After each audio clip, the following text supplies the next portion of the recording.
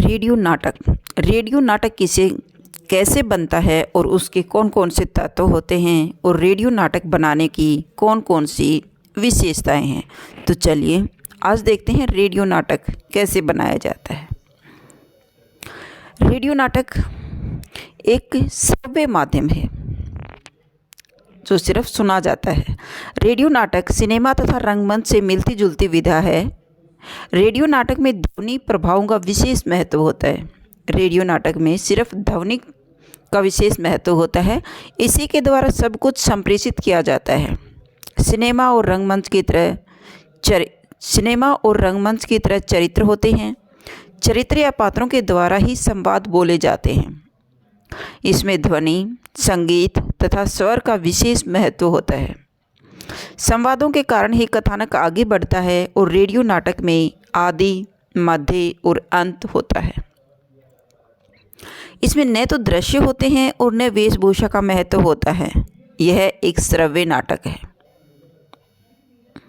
Radio नाटक के तत्व निम्नलिखित होते हैं: भाषा, ध्वनि प्रभाव, पात्र एवं चरित्र चित्रण, संवाद, संगीत और कथा तत्व। भाषा।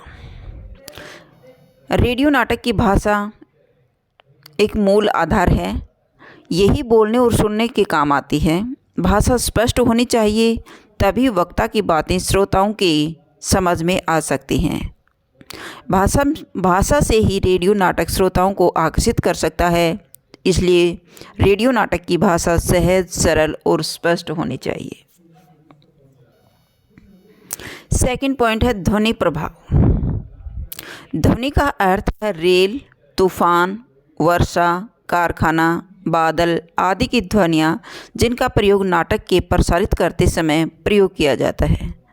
ध्वनि का प्रयोग ही रेडियो नाटक में वातावरण का निर्माण करता है और सिर्फ ध्वनि सुनकर ही ये महसूस किया जाता है कि अब ट्रेन चल रही है, या आंधी तूफान के शोर शराबे से उसका तूफान का पता चलता है, और टप टप की आवाज़ सुनने पर जैसे वर्षा हो रही है। ये सब सिर्फ ध्वनि प्रभाव से ही महसूस करते हैं। नेक्स्ट है संगीत। संगीत के प्रयोग से ही रेडियो नाटक सजीव एवं प्रभावशाली बन जाता है। ध्वनि और वाद्य संगीत का प्रयोग पात्रों के कार्यों के लिए वातावरण का निर्माण करता है। संगीत ही दृश्य परिवर्तन और देश काल की जानकारी देता है।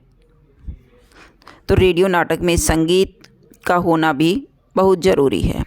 कथा तत्व। बिना कथानक के रेडियो नाटक की कल्पना संभव नहीं है। रेडियो नाटक बनाने के लिए कोई ना कोई कथा का होना अति आवश्यक है। इसलिए सबसे पहले रेडियो नाटककार विषय का चयन करता है और रेडियो नाटक की तैयारी के लिए कथा चुनता है।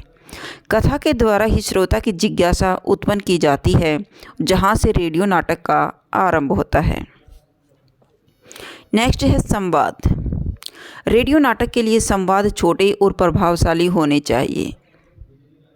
समय अवधि कम होने के कारण रेडियो नाटकों में घटनाक्रम तेज़ी से बदलते हैं और संवादों के माध्यम से ही रेडियो नाटक में पात्रों की मनस्थिति और भावों की जानकारी मिलती है।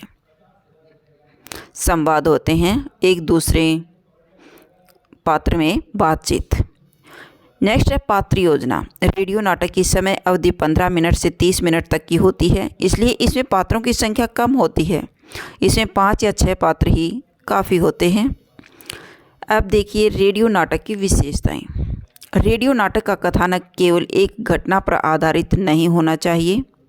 इसमें संवाद अधिक होने चाहिए। रेडियो नाटक में पात्रों की संख्या बहुत कम होनी चाहिए। 3 या 4 पात्रों का ही नाटक एक आदर्श नाटक माना जाता है। रेडियो नाटक की समय अवधि 15 से 30 मिनट तक होनी चाहिए, क्योंकि श्रोता की एकाग्रता 15 से 30 मिनट तक ही बनी रहती है। श्रोता यानी सुनने वाले, वो सिर्फ 15 से 30 मिनट तक ही एकाग्र रह सकते हैं, क्योंकि वो सिर्फ ध्वनि, आवाज़ और संगीत पर आधारित होते हैं। संवाद छोटे और स्पष्ट होने चाहिए। रेडियो नाटक में संगीत, भाषा और ध्वनि का विशेष ध्यान देना चाहिए। दृश्यों का वर्णन केवल संगीत या ध्वनि से ही श्रोता को समझना होता है, जैसे कारखानों का काम करते समय मजदूर, नदी के बहने की आवाज़ आदि। जिससे दृश्य का पता चलता है कि अब कौन सा दृश्य चल रहा है।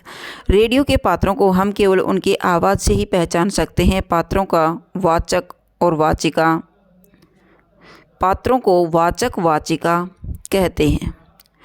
जटिल भाषा रेडियो नाटक को असफल बना देती हैं।